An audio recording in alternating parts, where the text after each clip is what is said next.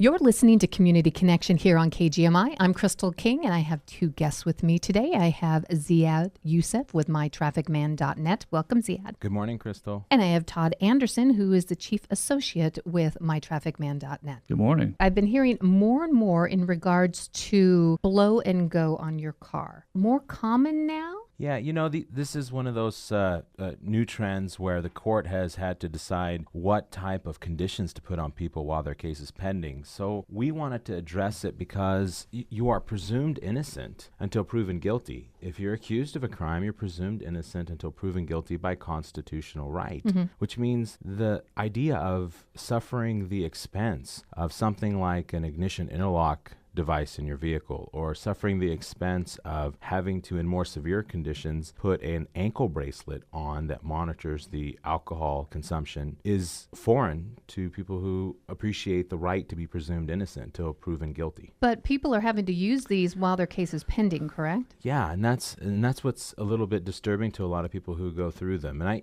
I wanted Todd to talk about it more because he experiences it in court pretty regularly. I want to let people know that you have the constitutional right to be presumed innocent until proven guilty beyond a reasonable doubt. That means if you're arrested for a DUI and you're taken down to the station and you blow a .08 or a .09, you may feel really guilty, but the truth is being presumed innocent until proven guilty beyond a reasonable doubt means you presume that the .08 is incorrect until they prove it's true beyond a reasonable doubt. And so we encourage people at their first hearing after they're released to go to court and enter a not guilty plea. And what that does is it puts into question every element of their case. If it happens to be a DUI case, it puts into question whether or not they were driving, whether or not at the time they were driving they were over a .08 or impaired by alcohol. But at that very hearing where you enter a not guilty plea, the court's going to make a preliminary determination about what conditions to put on you while the case is pending. Okay.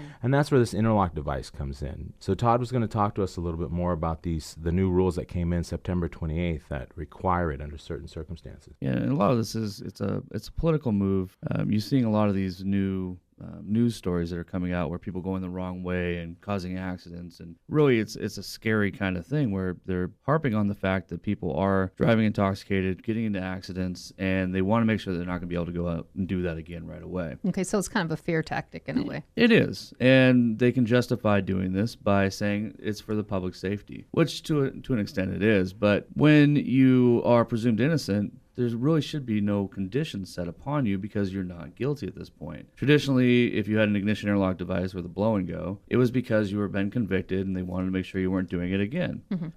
But now they're starting to have you do that pre-trial, and they're starting to place other conditions on you as well. We've got transdermal devices we call SCRAM devices, which go on your ankle, and what it does is it monitors your skin and looks for alcohol in your system. And so what happens is it can tell if you've been drinking alcohol, and then it alerts whoever's monitoring you. We've got pretrial monitoring where before you've even been convicted, you're having to meet with probation, and they're checking you to make sure you're not been drinking or that you're not getting in trouble.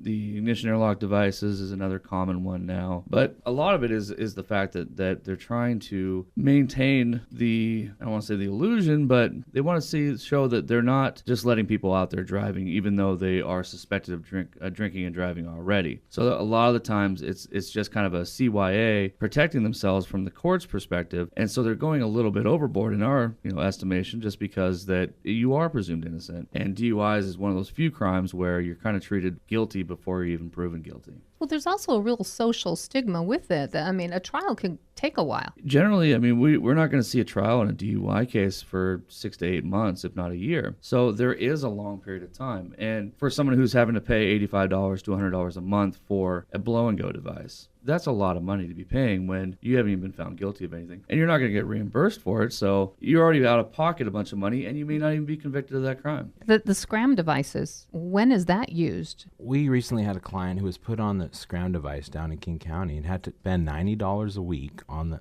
this transdermal device. And I got to say, there is a court rule that says that the court can impose restrictive conditions on people while the case is pending if they feel that there's a community safety concern. Okay.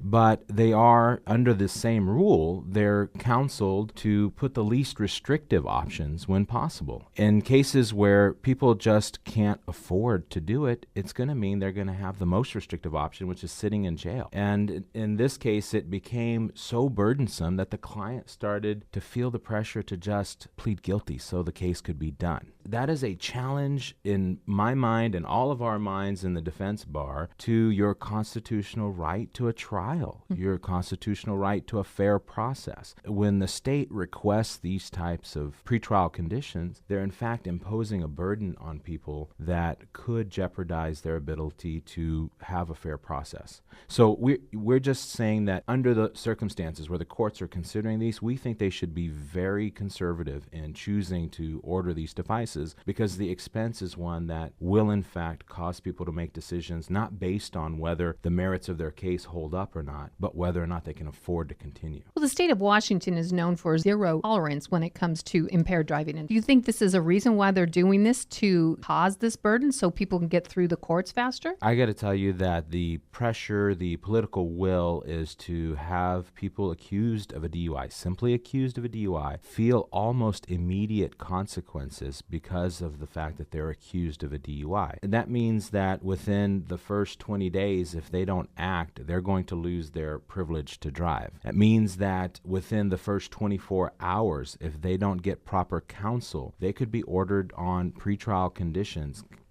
like this ignition interlock device or the transdermal sensor, without having the opportunity to fully have their case heard yet. And so what we encourage people to do is, as soon as you can, come out and get some advice on this so that we can kind of guide you through the process. It doesn't cost anything to come talk to us. Really, the majority of our clients, they are just made a bad judgment. They come in, they feel horrible about the situation that they're in. They realize how much they've jeopardized their futures, and they want to take some type of action to make it better for the community, for themselves. And so what we like to do is we like to stand up for the people who have that situation come up maybe once, not very often. And I get response back on our Facebook fan page. Got a lot of controversy came up. People just saying, these are the kind of people that kill other people on the road. These are the drivers that are just a menace to society. I got to tell you, we see a very large portion of our client base is people who just barely blow over the limit. They're under the limit. There's a large debate about when you're actually impaired by it, but when you're presumed innocent until proven guilty beyond a reasonable doubt, that means something. Constitutionally, that means that you have to presume that that 0.08 or that level of impairment is not true until it's proven guilty beyond a reasonable doubt. Getting advice as soon as possible is a big thing, because they set these conditions right away.